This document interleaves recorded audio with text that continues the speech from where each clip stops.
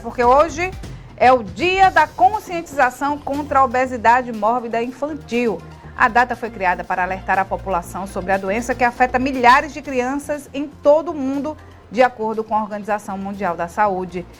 Patriota Júnior, bom dia para você novamente, né? A gente já se viu algumas vezes hoje. Mas vamos embora falar sobre obesidade mórbida infantil. Quando é que a gente deve, né, ligar o sinal de alerta? Né? Porque é tão bonitinho, a criancinha, né, bochechudinha e tal. Mas aí a gente precisa ficar ligado no que é normal e o que precisa de atenção redobrada, né, Patriota? É isso, Renata. Bom dia para você mais uma vez e a todos. É um dia de conscientização, né? A obesidade, a gente nota cada vez mais crianças com sobrepeso, obesas.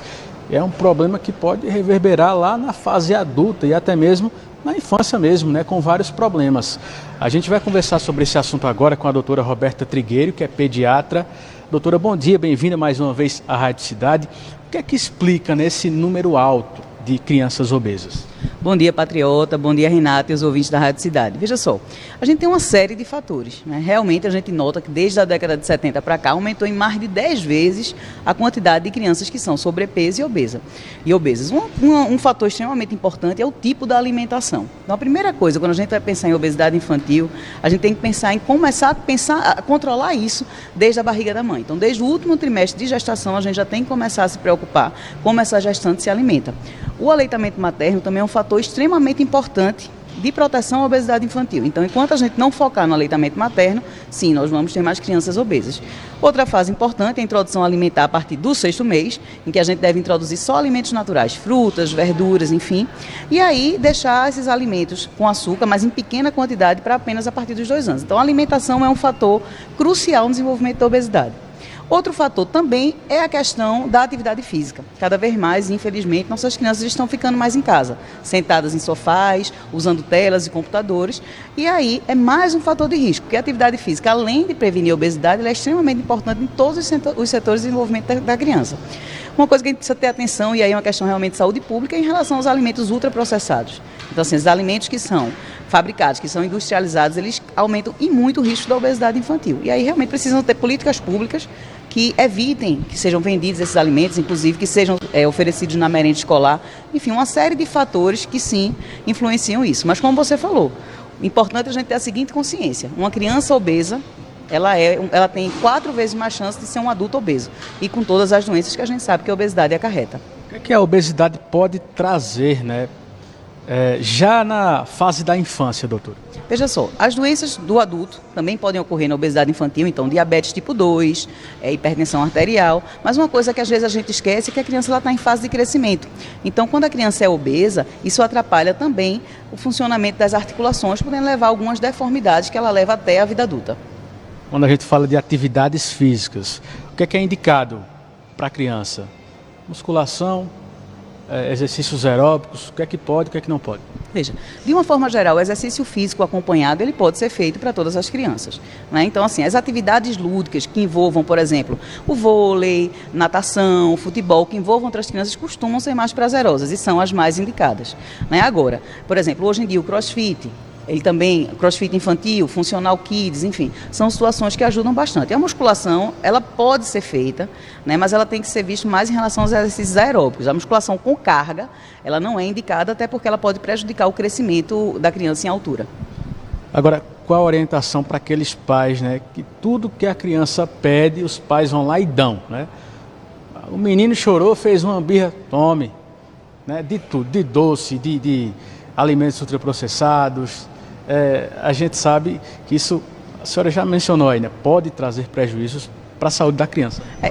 Os alimentos ultraprocessados, eles trazem prejuízo para a criança. Então, assim, na introdução alimentar, na fase que você vai trabalhar a alimentação com a criança, essa chantagemzinha de, se você comer a verdura, eu dou uma sobremesa, se você fizer isso, eu dou um doce, enfim. Isso não é legal em fase nenhuma da criança, principalmente se você vai oferecer, nesse momento, o alimento ultraprocessado. Mas para os pais fica a seguinte preocupação. Muitas vezes no consultório, a criança chega acima do peso, obesa, e o pediatra, ele relata, ele informa, e a família não dá tanta atenção, porque ele diz, ele vai crescer, quando ele estiver crescendo ele diminui. Não é bem assim que funciona, né? As crianças que chegam na obesidade, que chegam acima do peso nos 2 anos de vida, elas têm uma tendência a chegar realmente acima do peso até os 12 anos e aí de serem adultos obesos. Então é dar atenção a isso, é um problema importante que a gente precisa focar para poder garantir a saúde de nossas crianças. Dizer sim para tudo é um risco, né? A gente sabe que o pai quer o melhor para a criança, né? Mas dizer não nessa situação é ter uma atenção com a saúde do filho, da filha.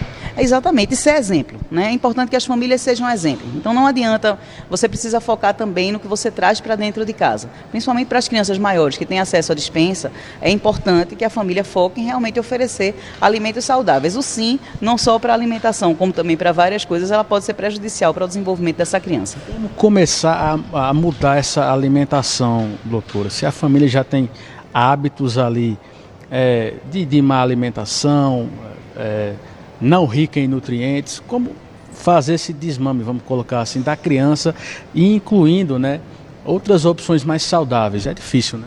É difícil, né? Por isso que a gente diz, tem que começar nos 6 meses, que é quando a gente começa a apresentar alimentação a essas crianças. Mas vamos supor que essa alimentação ela já não seja saudável agora. Precisa dar o primeiro passo. E o primeiro passo ele envolve a mudança da alimentação familiar. Então a gente precisa mudar a rotina de toda a família para que essa criança se adeque à nova realidade. Não é tão difícil, às vezes assim, é mais difícil do que parece. Precisa a gente dar o primeiro passo, ter o compromisso e entender a importância de uma alimentação saudável no desenvolvimento infantil. Tirar também o celular da mão da garotada, o celular é um problema hoje, né, doutora? Tem que se mexer, tem que jogar bola, tem que se movimentar, isso tudo ajuda também, né? E o caminho é diminuir o uso de tela. Não, com certeza. Eu acho que a tela não só na questão da atividade física, mas em todo o desenvolvimento da criança. A criança precisa de atividades de interação com pessoas, de interação com o espaço. A partir do momento que você tira da criança, que você coloca ela na tela, às vezes para o pai e para a mãe é mais fácil, né, para cuidar. Você dá a tela, a criança fica ali quietinha, mas você está tirando uma oportunidade enorme de seu filho, não só na questão da perda de calorias, que também é importante, mas em ela desenvolver habilidades e capacidades que a tela nunca vai ser capaz de oferecer para essa criança. Em casa e também na escola, a alimentação tem que ser diversificada, tem que ser saudável, né, doutora? É uma via de mão dupla, né? Tanto a família como também na escola, né? Exatamente. A gente já existe algumas leis aqui em Caruaru também que proíbe os embutidos e tal, mas é importante que as famílias elas cobrem da escola, né? Tanto nas escolas públicas quanto nas escolas privadas, que elas cobrem esse compromisso com a alimentação. Porque uma alimentação saudável, ela faz toda a diferença. E realmente precisa ser um compromisso, como eu falei, é uma questão de saúde pública e precisa ser um compromisso que envolve todas as esferas. Envolve a família, envolve o poder público, envolve toda a sociedade nesse trabalho que a gente tem de prevenir a obesidade infantil. Não só do ponto de vista de alimentação, como também promovendo espaços para que a criança ela possa desenvolver, gastar caloria, fazer atividade, enfim. Realmente garantir uma infância mais feliz aí para nossas crianças. Perfeito. Obrigado pela entrevista, doutora Roberta Trigueiro, pediatra, conversando com a gente nesse dia, né, de conscientização contra a obesidade infantil. Renata. Tá aí, né? Todas as informações para